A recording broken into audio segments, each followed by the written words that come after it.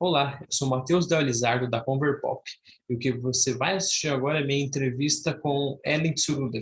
Ela é professora da Universidade Estadual do Paraná e psicóloga. Bom, bom dia, meu nome é Ellen Tsuruda Amaral, eu sou psicóloga, sou mestra e doutoranda em educação pela Universidade Federal do Paraná, também sou especialista em terapia comportamental, né, e atualmente eu trabalho como professora na Universidade Estadual do Paraná, né, na área de psicologia da educação, desenvolvimento, né, nessas áreas. E no meu doutorado, eu faço parte de um grupo de pesquisa chamado Interagir, onde a gente estuda muito essas relações de convivência, violência, fatores de proteção e risco, né, principalmente nos ambientes educacionais, mas não só focado, né, neles. Acho que seria por aí. É bem legal. Inclusive, esse é um ponto que eu quero abordar muito no TCC, que é o aspecto comportamental mesmo. E você pode me falar, você lembra qual foi o seu primeiro contato que você teve com games, assim como você se interessou por esse tema? Olha, o primeiro contato, no meu caso, foi desde pequena, né? Apesar de eu não ser daquela geração que já cresceu, né, enfim, imersa nesse meio. Quando eu era, assim, tinha em torno de uns 8 anos, eu ia trabalhar junto com meu pai, né, e aí eu ficava no computador do lado, né, na época meu pai é dessa área, né, de informática, enfim, e aí eu ficava jogando alguns jogos ali. Então começou por ali, e meu pai sempre teve o hábito de jogar, assim, né? Então eu jogava com ele já na adolescência, CS, né, outros jogos, assim. Conforme o tempo eu fui mudando um pouco, mas acho que tem um pouco a ver com a minha família também, né? De crescer um pouco nesse ambiente.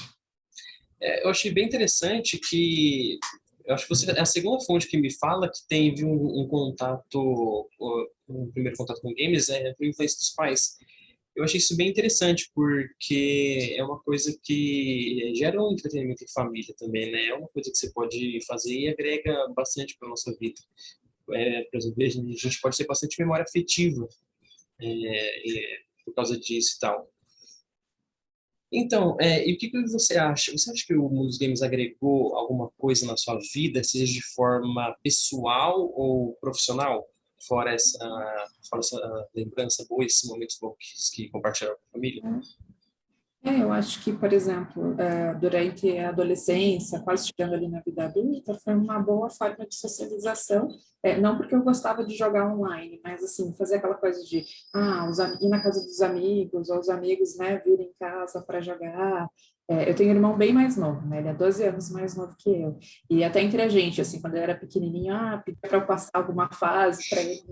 A gente teve, assim, essa questão. E até de parceria profissional, por exemplo, eu recentemente, né, fiquei um pouco mais próxima do pessoal do Jogarta, não sei se você conhece, né, é um grupo que, enfim, eles trabalham principalmente com jogos de tabuleiro, RPG e outras coisas, mas vem um pouco, né, dessa linha, e a gente tem conversado, assim, de como agregar nessa ideia de jogos, educação socioemocional, né, não tem nada ainda, mas está começando aí alguma parceria nessa área.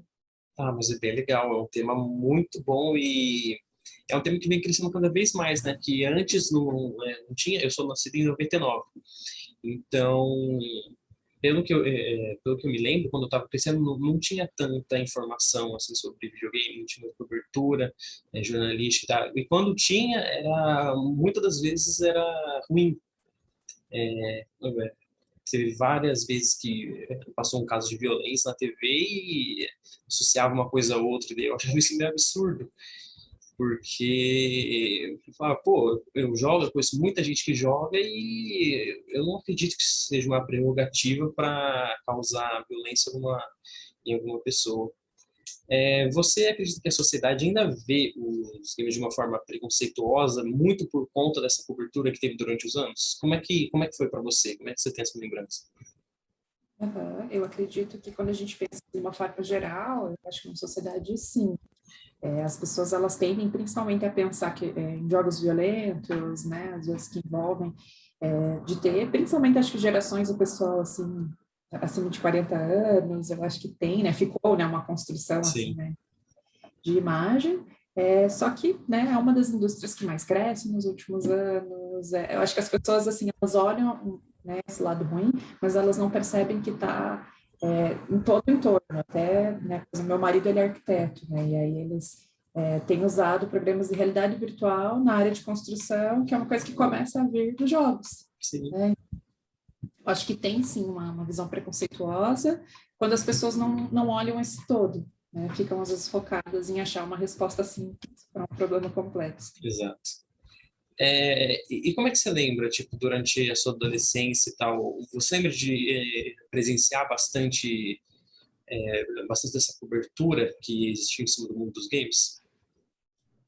Olha, o que eu lembro, assim, né, da adolescência, de quando tinha notícias, por exemplo, quando alguém cometia um crime, de ver, assim, acho que era mais na vida adulta, assim, né, que eu lembro, pelo menos. De que, por exemplo, teve um caso, se eu não me engano, foi no Rio de Janeiro, de um pré-adolescente, de uns 10, 11 anos, que acho que ele matou alguém da família e ele jogava, não lembro qual tipo de jogo que era. E bem como a marca, assim, né, o problema foi o jogo. E aí várias pessoas, tem que acabar com esses jogos. Calma, a gente não sabe, a gente não estava lá, a gente não acompanhou a vida dessa criança para saber, né, se foi isso mesmo, não foi. Sim. Em questão da questão comportamental mesmo, que essa especialidade e tal, o que você acredita que até onde vai essa influência dos games na nossa vida? Então, assim, por exemplo, a gente pode pensar em acho que aspectos bem variados até conforme a idade, conforme as condições da pessoa. Por exemplo, tem estudos já dos últimos 5 anos que eles têm utilizado videogames para melhorar a socialização entre pessoas idosas. E aí eles têm visto que tem funcionado meio que independente, né, dos jogos. Então, isso tem sido bem interessante. Para pessoas com deficiência intelectual na parte cognitiva, motora, então também tem trazido alguns ganhos, né, para pessoas com essas condições. E também, quando a gente pensa em jogos, tem que lembrar que tem muito jogo que é cooperativo, né? Então, quando você tem um jogo que você consegue ter cooperação, conversa com outras pessoas, constrói novas coisas, ele pode trazer também esse lado, né, de negociação, de, né, dividir as coisas. Claro, tem também a violência, né? Mas eu acho que ela é uma pecinha do quebra-cabeça ali, né, junto com todas essas, né, também. Sim, essa questão da violência e tal, uma das coisas que eu estou falando no meu TCC é o fator da teoria do círculo mágico. Tem uma teoria que é do Johann Huizinga, que ele diz que uma brincadeira, ele usa como brincadeira e eu estou adaptando isso para videogame. É, Existe um conjunto de regras que só funcionam enquanto ela existe naquele ambiente, como, por exemplo, uma luta entre duas pessoas. Elas lutam no meio daquela brincadeira, no meio daquele círculo mágico. Quando ele termina, por causa das nossas leis e tal, de acordo com a nossa vivência pessoal, como a gente sabe que funcionam as relações, o que acontece lá dentro fica lá dentro. A gente não extrapola esse limite. A gente tem muito discernimento para dividir o que é realidade, o que é brincadeira e o que é ficção. Bem interessante nessa teoria. Acho que ela conversa muito com, por exemplo, algumas, né, das próprias que, enfim, que eu tive contato, que né, a gente fala, né, novos ambientes, novos comportamentos, que acho que é um pouco isso. Não sei se entraria nessa tua pergunta já, mas algo que eu lembrei, né, por exemplo, principalmente no fim da década de 90, lá para 98, 99, até 2010, teve um boom muito grande na psicologia, assim, com muito de pesquisas, né, nessa área de jogos, né, e né, que não tivesse antes, mas né, da forma como veio, e aí durante bastante tempo se analisava uma relação mais simples, por exemplo, será que pessoas que jogam mais jogos violentos vão ser mais violentas? E durante um tempo eles acharam ali alguma certa correlação. Eu acho que daí também que vem um pouco essa ideia. Só que outros estudos que tentam olhar fatores moderadores, que a gente fala que é como se fosse alguma coisa que amortece, né, ali essas relações, viram que, olha, por exemplo, a relação familiar, o ambiente onde a pessoa mora, serviu como fatores moderadores, ou seja, não era só essa relação direta, até porque você não está sozinho no mundo só jogando, você está numa família, você está num lugar. E aí, quando se começou a olhar essas outras coisas, tem se começado também a repensar até esses modelos aí de agressão, violência, em relação a jogos, por exemplo. É bem interessante isso, porque as pessoas, na sua maioria, elas se prendem muito a conhecimento científico. Elas veem um estudo e elas acreditam muito nisso. Eu acho que isso é muito importante, porque eu acho que a informação, como eu faço no jornalismo, é uma coisa que a gente aprende desde sempre, que a informação é o cerne para qualquer coisa. Você ter a Uhum. informação em mãos é a coisa mais importante para você tomar o seu pensamento, ter um entendimento de como funcionam as coisas ao seu redor. E, mas em aspectos mais psicológicos mesmo, alguma, seja influência ruim ou boa que tenha que os games proporcionam para as pessoas, em aspectos bem mais psicológicos mesmo. Uhum.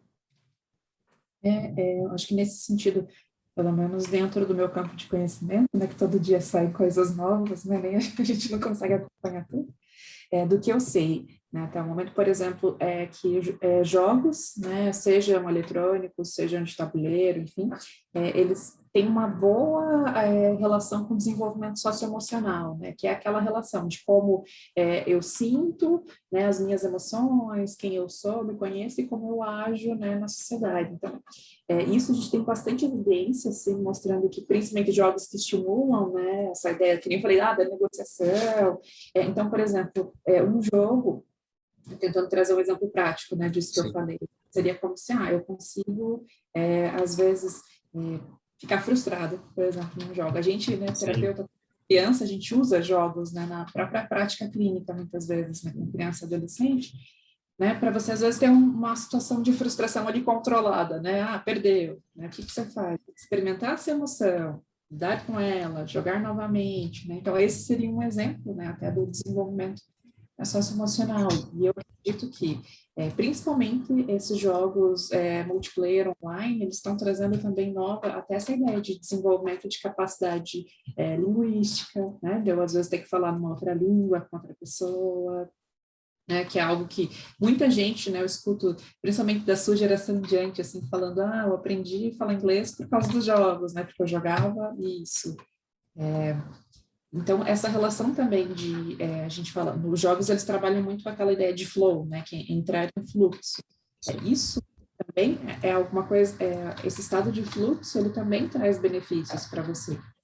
Claro, se você não ficar ali, né, esquecer do resto da vida, mas isso de ficar imerso numa situação, ficar aqui agora também, são benefícios, né, psicológicos, né, desses jogos, e aí, como eu falei, vai depender muito, né, do tipo de jogo também que você joga, quais são os objetivos, como isso, né, tá equilibrado ali na sua vida, né?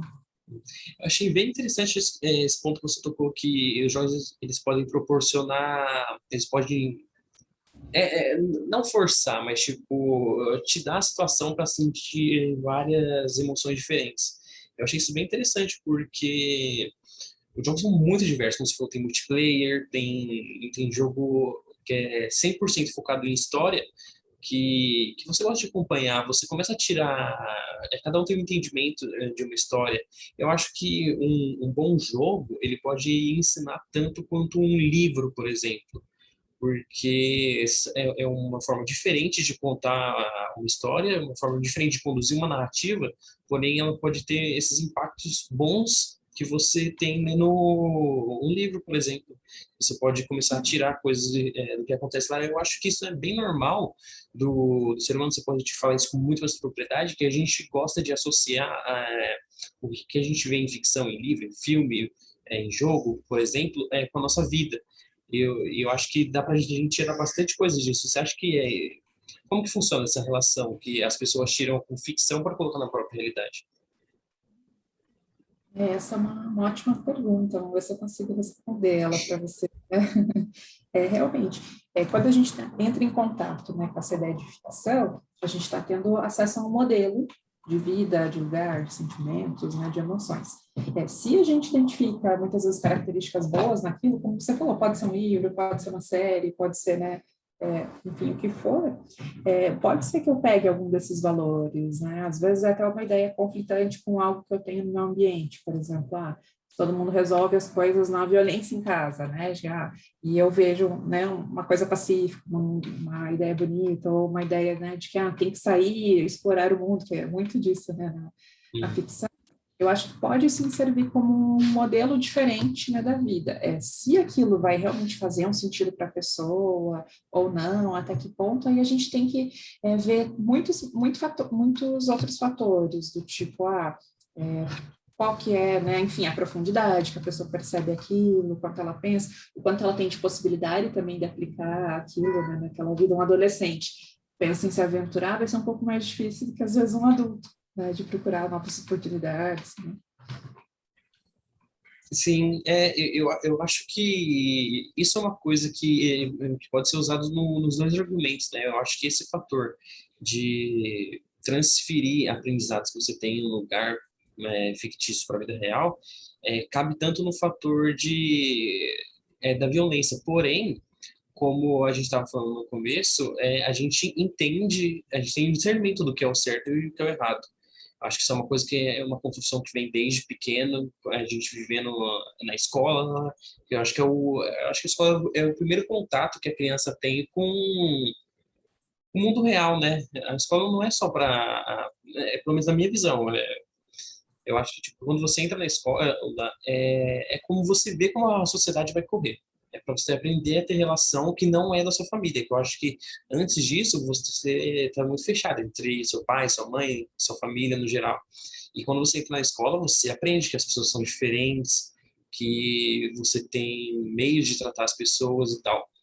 Então eu acho que essa barreira entre levar a violência para fora, eu acho que é aí que acaba. Eu acho que a gente tem esse entendimento que tudo que a gente faz na vida real tem um peso totalmente diferente do que a gente faz lá dentro.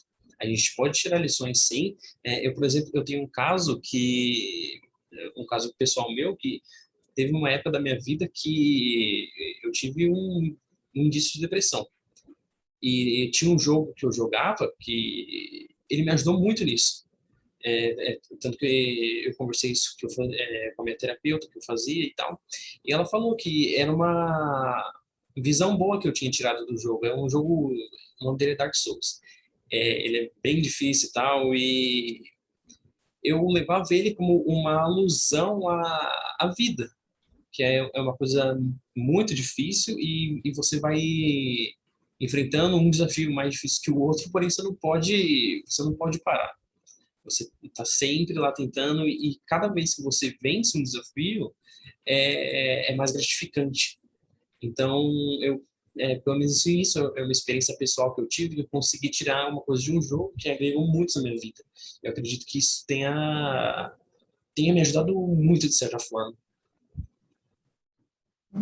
Bem, bem legal, né, esse relato, né? Eu acho que até pensando assim nisso que você comenta, para mim é um exemplo assim do tipo, você tem um jogo que por um lado vai trazer essa dificuldade, temas, né, que são mais obscuros, enfim, né? Também um pouco de violência de alguma forma, né? E quando você tem, por exemplo, uma rede de suporte social aí, por exemplo, a terapeuta, a família, quem for, como se, né, você conseguisse pegar esse exemplo e retirar as coisas boas, né? Eu falo como se fosse uma equação. Se você está num ambiente que já está difícil, e aí você só tem contato, né? Que nem você falou, na escola, sei lá, te xingam, te sacaneam, né? Você não se sente bem. Aí no jogo você aprende a resolver isso. Você experimenta às vezes na vida, e aquilo, né, resolve um pouco as coisas, já, né, bate em alguém de volta. Talvez aí a gente tenha uma relação, mas quando a gente tem essa rede de apoio, outros modelos, né, de como se comportar, como você falou, né, não estava legal, tinha um jogo, mas eu conseguia tirar essa outra mensagem, não ficava ali na superfície, né, porque às vezes é isso também, as pessoas olham a superfície e não entendem, né, a razão, a terapeuta, a família, a gente juntando tudo isso deu um outro significado, Sim. né, que eu acho é isso que essas pesquisas atuais têm trazido, assim, de que pode ser? Pode, mas não é para todo mundo, e a gente não pode culpar, não, os jogos, ou achar que eles vão salvar todo mundo também, né? Acho que nem um lado nem o outro, mas a gente entender que, né, se bem utilizado, uma ferramenta nunca vai ser um problema, né? Como a gente utiliza aquela ferramenta, como ela se integra na nossa vida, né?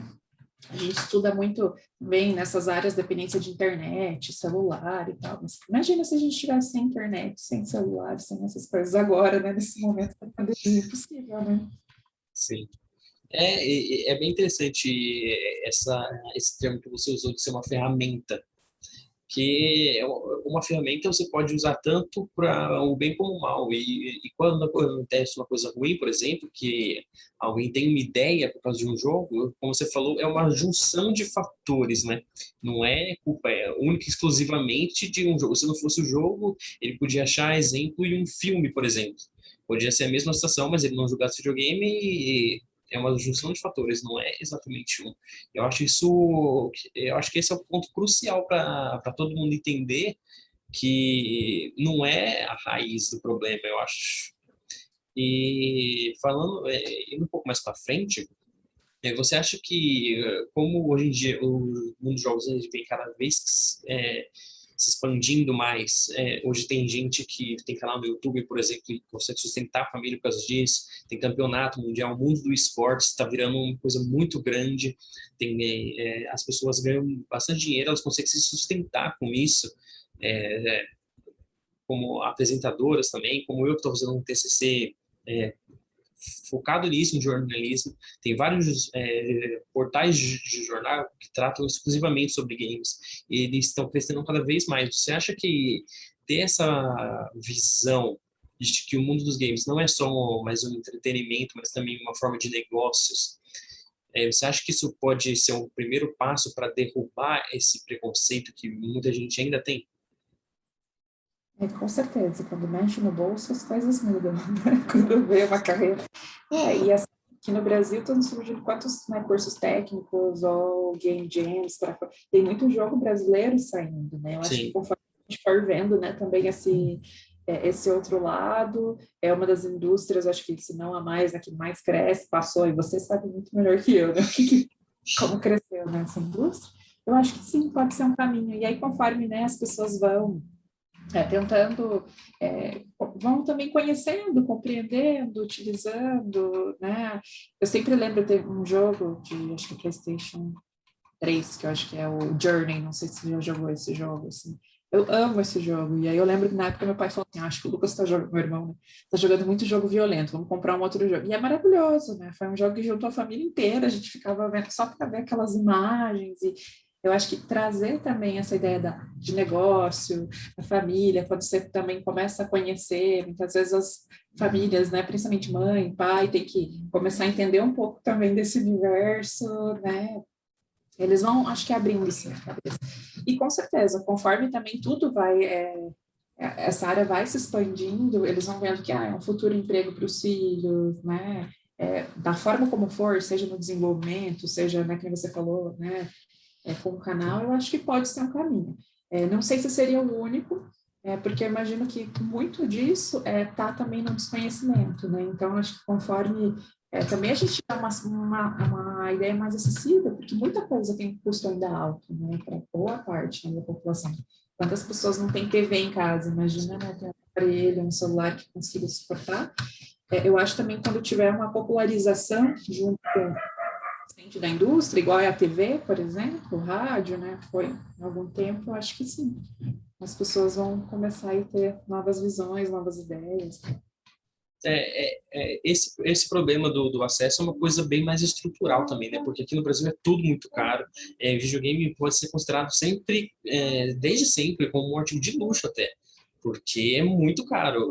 O pessoal está reclamando do preço do PlayStation 5 hoje, por exemplo, que é R$ 5.000, mas sempre foi muito caro. Já veio videogame mais caro do que isso aqui.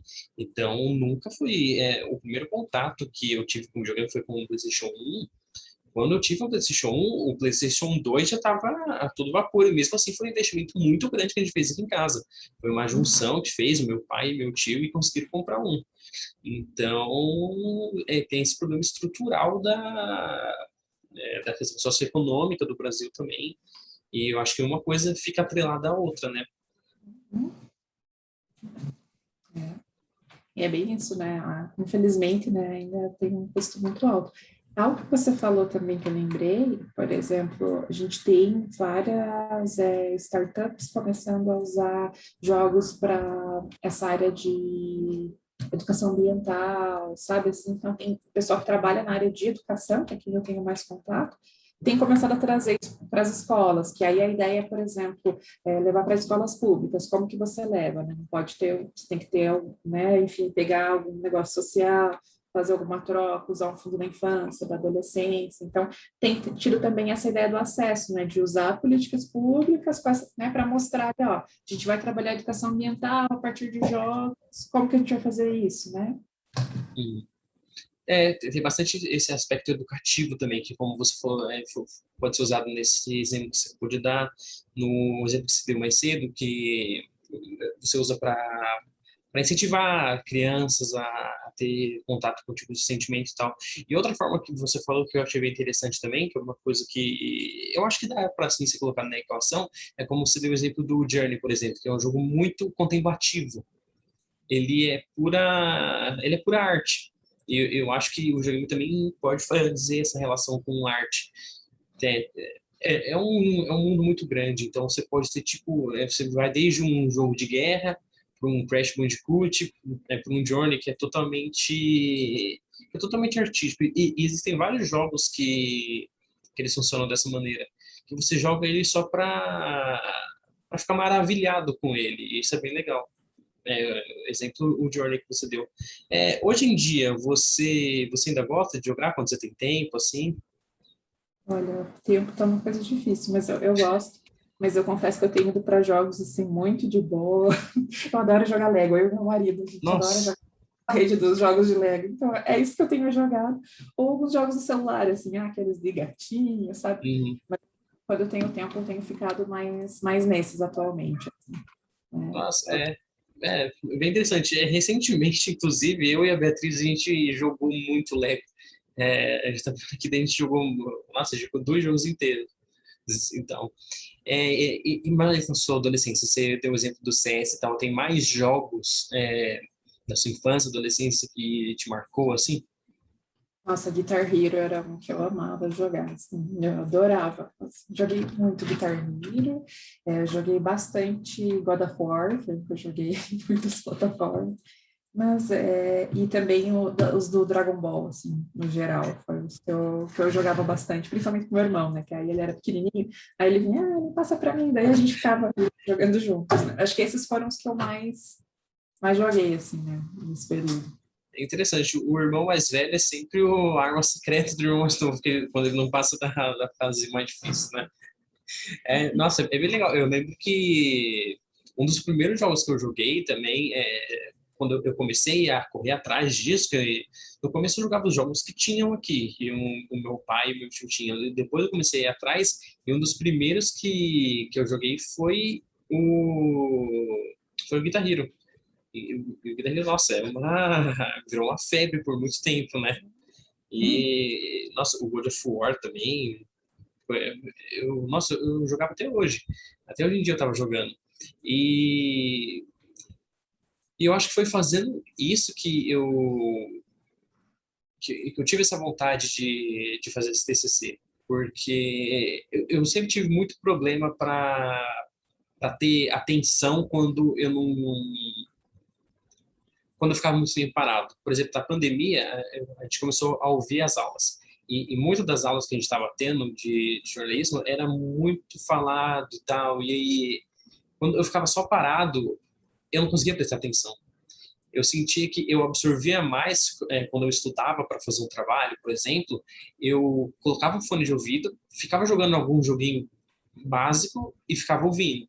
E eu achava que isso fazia eu absorver muito mais a informação que eu estava recebendo. Porque quando você fica parado lá, eu acho muito maçante. E quando eu tinha essa distração, eu acredito que eu absorvia melhor. Eu estudava melhor assim, fazendo outra coisa.